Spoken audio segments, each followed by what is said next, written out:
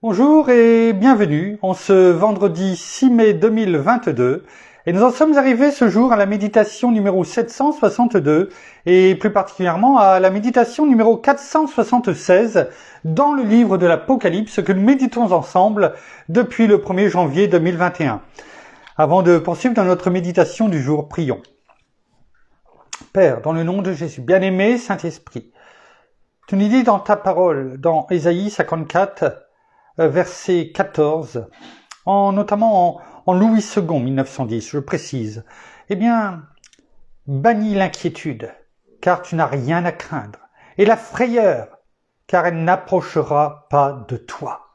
Alors oui, tu nous donnes, et tu le dis déjà maintes fois dans ta parole, sois sans crainte, bannis, c'est-à-dire retire de toi, bannis, c'est de l'envoyer bien loin, et qu'elle ne revienne jamais, aussi bien l'inquiétude que la frayeur. Mais pour cela, il faut se tenir dans la justice, dans la vérité, en Christ Jésus notre Seigneur, et lui en nous.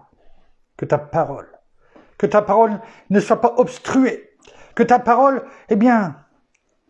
que ta lumière éblouisse notre cœur, et que ta parole soit gravée sur les tables de notre cœur. La parole nous dit que ce que tu dis, tu l'exécutes. Que ta parole ne revient pas à nous sans effet, sans avoir exécuté et accompli ta volonté. Ce pourquoi tu l'as envoyé. Alors, nous la gardons, nous la prenons, nous la recevons comme une vérité pour chacun d'entre nous. Pour ta gloire, Père, dans le nom de Jésus. Amen.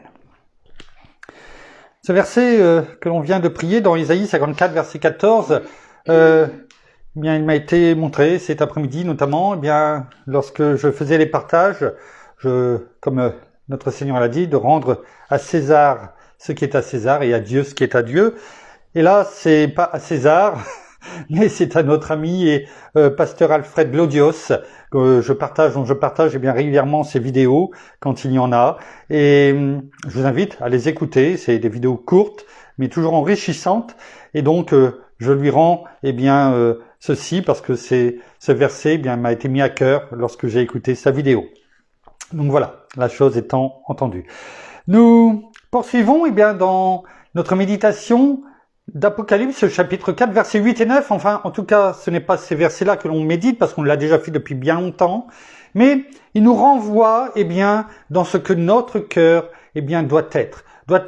doit notre comportement, pas que notre cœur, mais aussi notre comportement, nos pensées, afin de pouvoir, tout comme les quatre êtres vivants que nous voyons, et notamment les versets 8 et 9, qui louent, on va reprendre ces versets, qui louent, notre Père, sans cesse, sans repos, nuit et jour, si je puis m'exprimer ainsi, parce que, bien entendu, le temps n'est pas le même là-bas, là où l'apôtre Jean, nous montre, décrit, le siège, le trône de Dieu, mais aussi l'endroit où il siège, et bien sûr, nous savons très bien que notre Seigneur est à ses côtés.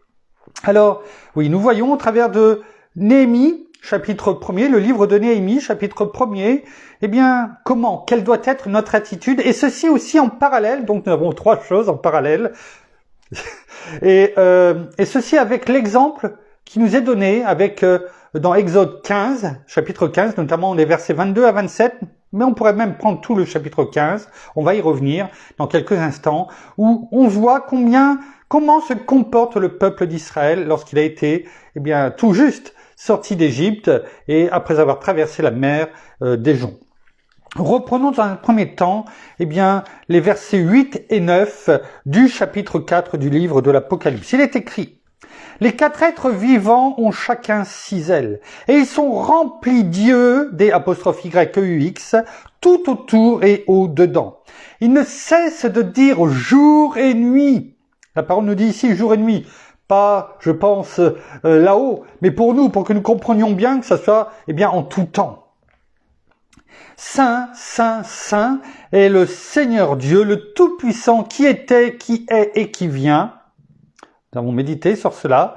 Et quand les êtres vivants rendront gloire et honneur et action de grâce, le package complet, à celui qui est assis, eh bien, sur le trône, à celui qui vit au siècle des siècles. Là, il est parlé bien sûr de notre Père, le Dieu Tout-Puissant, mais je le dis régulièrement et à chaque fois, je pense, eh bien, n'oublions pas son Fils unique, notre Seigneur, le Roi des Rois, qui est à ses côtés, qui siège à ses côtés, qui intercède pour nous, eh bien, lui aussi, sans cesse, auprès du Dieu Tout-Puissant, de notre Père. Alors, reprenons, eh bien, là où nous en étions, c'est-à-dire, eh bien, dans Exode 15, au verset 26, là où, eh bien, notre Père, après avoir entendu les murmures, vu les murmures et le cœur, eh bien, de tout le peuple d'Israël, les murmures envers Moïse, mais surtout envers, bien sûr, Dieu notre Père, le Tout-Puissant, l'Éternel Dieu, l'Éternel des armées,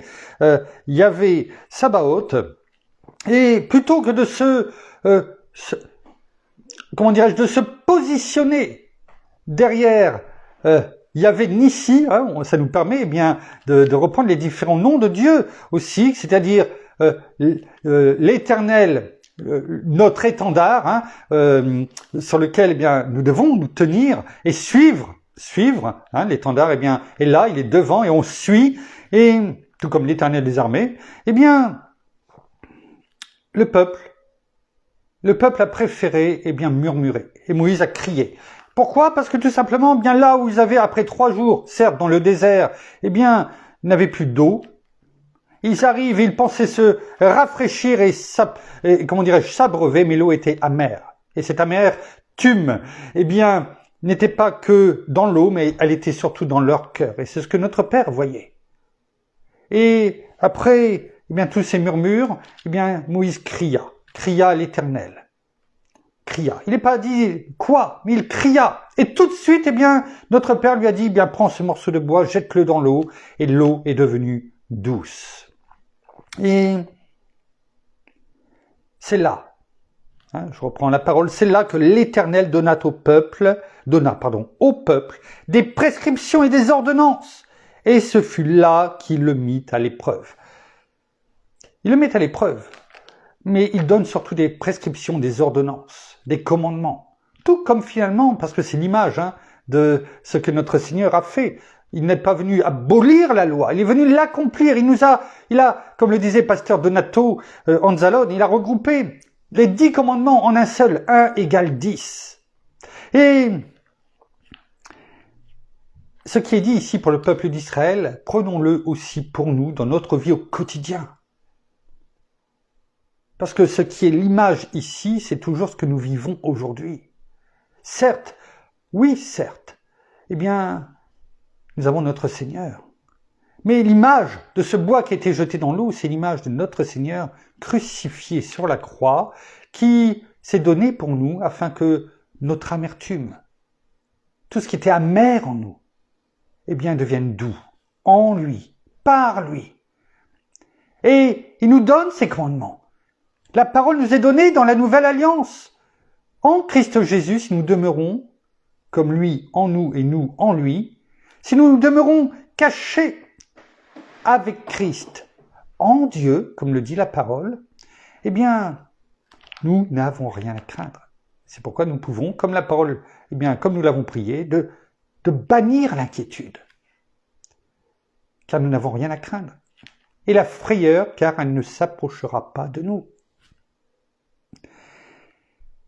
Et c'est exactement cela, la crainte qu'avait le peuple d'Israël, la frayeur. Parce que, eh bien, ils partaient dans le désert, parce qu'ils n'avaient pas d'eau pour épancher leur soif. Alors, que nous dit ici, reprenons le verset 26, que nous dit la parole, mais que dit notre Père, l'Éternel des armées, l'Éternel Tout-Puissant, le Dieu Tout-Puissant au peuple d'Israël, c'est là qu'il ordonna, à cet endroit-là, à cet instant-là précis, car rien n'est fait au hasard. Il dit, si tu écoutes attentivement, c'est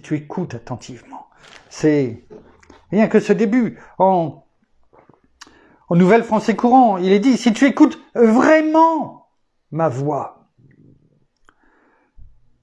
dans Parole de vie, il est écrit.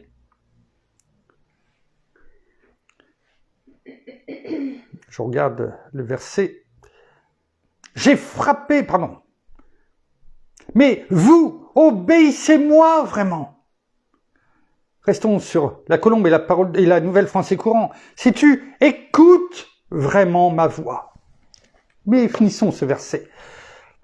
Si tu écoutes attentivement la voix de l'Éternel, pas celle d'un homme, pas celle de Moïse en tant qu'homme, mais celle qu'il transmet, la parole de Dieu. Donc si tu écoutes attentivement la voix de l'Éternel, ton Dieu, si tu fais ce qui est droit à ses yeux, si tu prêtes l'oreille à ses commandements, et si tu observes, c'est-à-dire si tu mets en pratique toutes ces prescriptions, je ne t'infligerai aucune des maladies que j'ai infligées aux Égyptiens.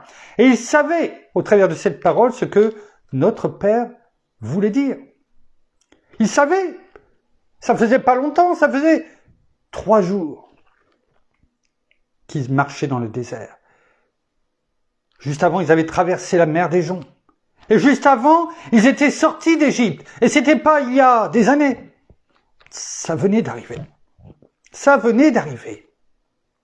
Donc on ne peut pas dire qu'ils avaient oublié, en tout cas, tous ces miracles que Dieu a fait au travers des 10 plaies d'Égypte. Sûrement aussi, peut-être, oui, cette crainte, cette frayeur à ce moment-là qu'ils avaient. Mais ils n'avaient pas encore, été sortis d'Égypte à ce moment-là.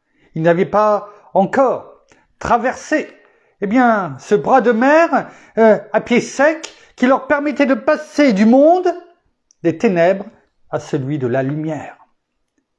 Celui qui leur permettait d'être sauvés.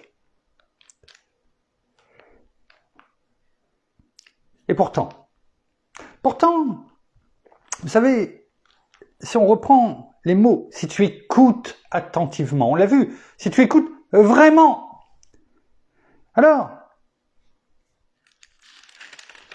ce qui est étrange, du moins surprenant, c'est que quand on regarde le début du chapitre 15, jusqu'au verset 21, c'est-à-dire juste avant l'épisode des eaux de Mara, on s'aperçoit que c'est un cantique, une louange, une prière, bien sûr un cantique c'est une prière, mais chantée, par qui? Moïse, les Israélites, donc le peuple. C'est comme ça que ça commence le chapitre 15. Alors Moïse et les Israélites chantèrent ce cantique à l'Éternel, ils dirent, et ils ont loué, tout comme finalement, les 4 êtres vivants, ils ont loué, rendu gloire au Dieu Tout-Puissant qui venait de les sauver, de les délivrer. Et 3 jours après avoir élevé leur voix, et on peut pas dire qu'ils ont oublié. Regardez, on prend juste quelques versets. Je chanterai à l'Éternel car il a montré sa souveraineté. L'Éternel est ma force et l'objet de mes cantiques. L'Éternel est un guerrier.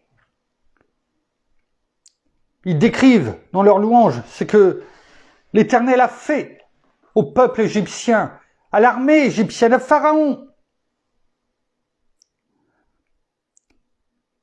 Tu déchaînes l'ardeur de ta colère. Et ainsi de suite.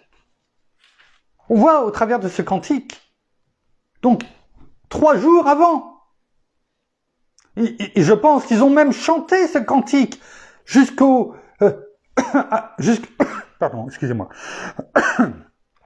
arriver aux eaux de Mara. Et pourtant, au fur et à mesure du temps, de ces 3 jours, c'est rien. Leur cœur est devenu aride. Leur pensée, au travers de cette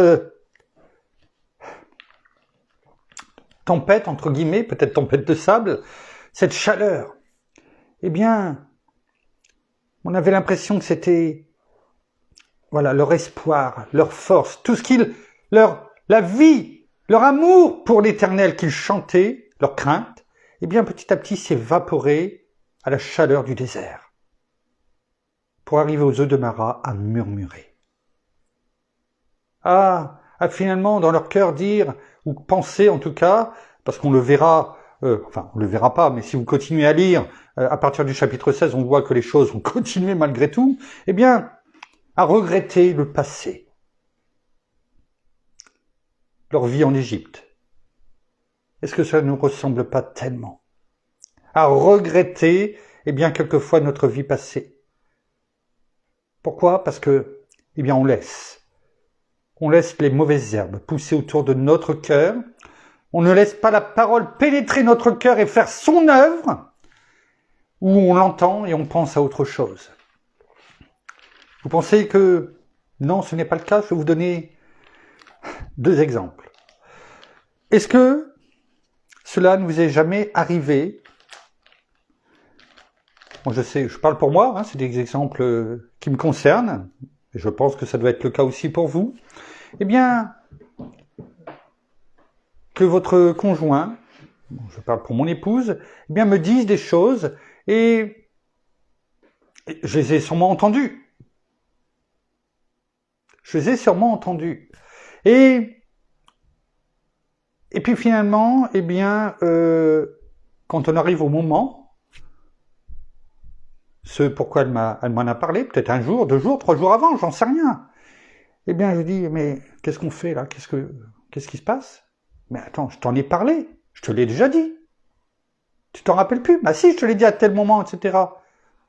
Et je lui réponds, alors c'est pas tous les jours, heureusement, autrement. Et elle me dit, mais pourtant je te l'ai dit. Mais si, je t'en ai parlé. Elle a sûrement raison. Mais je ne m'en rappelle plus. Et pourtant, eh bien, elle m'en a parlé. J'étais là. J'ai entendu. Mais comme on dit, c'est sûrement rentré par une oreille, c'est sorti de l'autre. Pas forcément parce que je ne veux pas l'écouter, mais parce que, bien, à ce moment-là, je devais peut-être penser à quelque chose. Et je crois que c'est peut-être aussi ce pourquoi, eh bien, le début de ce verset 26, la parole nous dit, notre Père dit au peuple d'Israël, et à chacun d'entre nous aujourd'hui, si tu écoutes attentivement, si tu écoutes vraiment la voix de l'Éternel. Il n'est pas dit, si tu lis, non, si tu écoutes attentivement la voix de l'Éternel. C'est-à-dire, quand je te parle, écoute, car c'est important pour toi. Un autre exemple, c'est arrivé mercredi, c'est tout frais. Je vous fais partager les choses courantes de notre vie, mais souvent, comme on dit, une image vaut 1000 mots. Mon épouse était en train de faire des courses, et elle me téléphone, et j'étais en train de préparer les méditations en avance un petit peu, et elle me dit, est-ce que tu peux sortir 2 baguettes du congélateur? Et puis, les faire cuire, enfin réchauffer et cuire, eh bien, 1 par 1. J'en ai peut-être encore pour 1 heure, 1 heure et quart, et je reviens, comme ça sera prêt pour le soir. Pas de problème. Je le fais tout de suite après avoir raccroché. Je pense que vous voyez où on va arriver. Et, entre-temps, notre fils était arrivé, et on a commencé à parler. Et après, je me suis replongé dans la parole, dans les versets pour préparer la méditation. Et vous savez quoi? Eh bien, mon épouse est rentrée 1 heure, 1 heure et demie après, qu'importe. Et le pain n'avait pas été fait. Alors, je vous rassure, elle ne m'a pas incendié. Mais, ce que je veux dire par là, c'est que je ne peux pas dire que je n'ai pas entendu ce que mon épouse m'a dit. Je l'ai entendu, parce que je lui ai répondu. Je le fais tout de suite, une fois avoir accroché. Compte sur moi, je m'en occupe. Comme quoi on n'est pas infaillible, hein. Et pourtant, je ne l'ai pas fait.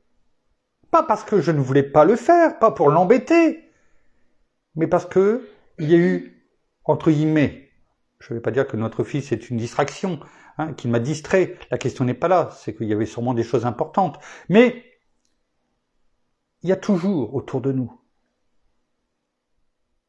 des choses qui, quelquefois, eh bien, nous font oublier. Des pensées. Et l'ennemi, c'est ce qu'il va vouloir faire, mettre des parasites autour de nous. Afin que ce que notre Père nous dit, ce que la parole, ce que nous avons lu, ce qui nous a touchés, eh bien, on ne le mette pas en pratique. Qu'on n'observe pas ses commandements. Rassurez-vous, les choses ont été réparées. Mon épouse a fait chauffer le pain, si c'était votre inquiétude, et on a pu manger, eh bien, du pain le soir. Mais tout ça pour dire, ce sont des images. Et pourtant, je voulais faire les choses. J'avais un cœur bien disposé. Et pourtant, je ne les ai pas faites. Et quand, en ce verset 26, notre Père, l'Éternel, Dieu Tout-Puissant, eh bien, insiste, parce qu'il insiste, il faut le voir comme ça, ce verset 26, eh bien, c'est qu'il connaît le cœur humain. Il lisait, il sonde nos cœurs et il connaît le cœur bien de tout le peuple d'Israël. Malgré toutes ces choses frappantes qu'ils ont pu vivre et voir. Et ils en ont vu. Et pourtant, eh bien, cela n'a pas empêché leur cœur, alors qu'ils chantaient quelques jours avant et peut-être même quelques heures avant ce cantique, eh bien, d'oublier. D'oublier tout ce qu'ils chantaient, qui était le Dieu Tout-Puissant, combien il était puissant et combien c'était pour l'Éternel des armées. Ils ont tout oublié. Tout oublié. Donc, reprenons ce verset 26. Parce que, eh bien, je pense après ces images, ce que nous venons de dire, eh bien, nous devons le voir différemment. Afin que justement, quand eux, ils nous parlent, quand ta parole, Père, nous parle, c'est-à-dire chaque jour, au niveau des méditations, au niveau du culte personnel, au niveau des versets peut-être que nous avons déjà gravés sur les tables de notre cœur, afin qu'ils sortent de notre bouche pour déclarer, proclamer ta parole dans nos vies, dans la vie de notre famille, de nos bien-aimés, de notre pays. Eh bien, que nous les voyons d'un autre œil. Il dit de notre Père, si tu écoutes attentivement la voix de l'Éternel, ton Dieu, si tu fais, vous voyez la corrélation, si tu écoutes, donc, normalement, tu vas faire. C'est pas simplement écouter, c'est écouter et faire. J'ai entendu mon épouse me parler pour le pain, je le fais. On voit bien, on passe pas à côté, on n'oublie pas. Si tu fais ce qui est droit à ses yeux, droit, si tu marches dans l'intégrité, hein, celui qui marche dans la droiture craint l'Éternel. Mais celui qui prend des voies tortueuses le méprise. Proverbe 14, verset 2. Si tu prêtes l'oreille, à quoi? À ses commandements. Et si tu observes, sous-entendu, si tu mets en pratique, voyez, il y a toujours, tu entends, tu prêtes l'oreille, tu fais, tu observes, c'est-à-dire tu mets en pratique. On voit tout de suite ce que nous méditons depuis quelque temps, l'action-réaction. Il ne suffit pas d'être dans l'action. Il faut réagir, eh bien, à ce qui nous est dit. Ou à ce que on nous dit quelque chose, on le fait. Tout comme notre Père nous dit ce qu'il fait, et il fait ce qu'il dit. C'est ça aussi, eh bien, ce que la parole veut nous faire comprendre aujourd'hui.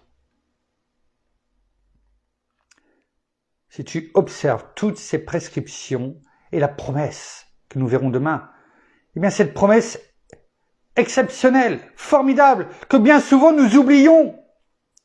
Je ne t'infligerai aucune des maladies que j'ai infligées aux Égyptiens. Toutes les plaies qu'il y a pu y avoir, tellement nombreuses. Tout ce qu'ils ont subi, je ne t'infligerai pas tout ça. Et on comprend ce que nous avons prié dans Ésaïe 54, 14, eh bien, bannis la crainte.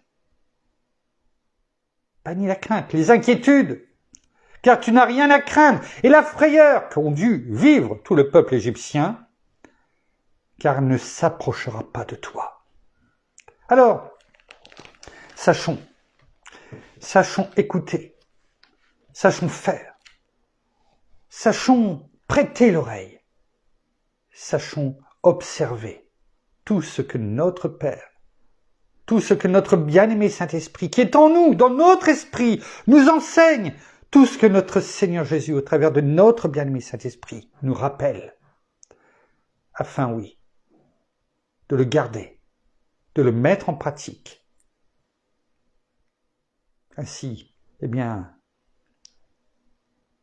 l'inquiétude, les inquiétudes, la peur, la frayeur, eh bien, seront rasées de notre cœur, de nos pensées. Non pas peut-être que nous n'en ressentirons pas, quelquefois vous savez, les pics, mais nous serons à ce moment-là, eh bien, lui dire, je t'ai dit que je te bannis dans le nom de Jésus. Parce que c'est dans la parole de Dieu, en Christ Jésus que je puise ma force. Et notre Père nous a dit d'être sans crainte. Merci Père, merci Seigneur, merci bien-aimé Saint-Esprit. Une fois de plus pour, eh bien, tes promesses, tes merveilles, tout ce que tu nous montres. Nous ne sommes pas meilleurs que le peuple d'Israël, mais nous avons aujourd'hui Christ notre Seigneur qui nous a été donné, dont le sang est bien coulé pour chacun d'entre nous de Gethsémani à Golgotha. Alors sachons nous positionner sous le sang de Jésus et dans son amour, car il a tout accompli pour nous, il a tout fait ta volonté, Père, pour nous. Alors, ne remettons pas en cause ce qu'il a fait, car si la parole nous dit que tout est accompli, et c'est même notre Seigneur sur la croix qui l'a dit, alors c'est le cas pour chacun d'entre nous aujourd'hui, car il ne reviendra pas pour accomplir autre chose. Il reviendra à ce moment-là pour juger le monde. Nous terminons par la prière. Seigneur, merci encore et bien ce soir pour ta parole. Merci encore pour tout ce que tu nous révèles à travers la parole. Non seulement ces images, mais aussi toutes ces paroles remplies d'amour, parce que oui, tu le fais, tu nous reprends, mais avec tellement d'amour, pour nous montrer tout ce que tu as à dire à chacun d'entre nous. Alors oui, continuons de marcher sur ce chemin, cette vérité que tu es. Ne nous écartons pas de ce que tu as prévu pour chacun d'entre nous et ce que tu mets dans le cœur de chacun d'entre nous, ce que tu veux bien nous révéler, ce que tu nous donnes aussi comme instruction. Ne restons pas sourds non plus à ta parole, pour tout ce que tu donnes à chacun d'entre nous. Merci encore pour cette bonne santé que tu donnes. Merci aussi pour toutes ces bénédictions. Merci encore pour ta présence parmi nous et surtout que nous venions chaque jour tout simplement te parler, avoir ce tête-à-tête d'un père à un enfant et tout simplement de venir à toi avec notre cœur et notre bouche et que nous puissions toujours continuer d'avancer. Mais nous ne sommes pas seuls, tu es avec nous et tu es au-dessus de tout et tu es notre rien n'est au-dessus de toi. Alors soyez tous abondamment bénis, frères et sœurs, dans le nom de notre Seigneur Jésus-Christ. Amen. Merci. Voilà, ainsi s'achève la méditation de ce soir. Nous vous Voilà, une coupure juste pour terminer. Alors je reprends, voici, voilà comment s'achève la méditation de ce soir, par une coupure. Nous vous bénissons abondamment de toute bénédiction spirituelle dans les lieux célestes en Christ. Nous saluons nos amis au Québec, au Canada, en francophonie, en France. Et nous vous souhaitons à toutes et à tous une excellente fin de journée pour certains, de soirée pour d'autres. En tout cas, à toutes et à tous, une excellente nuit de repos dans la paix de notre Seigneur qui nous la donne abondamment. Et nous nous retrouverons demain en fin de journée pour la suite de nos méditations dans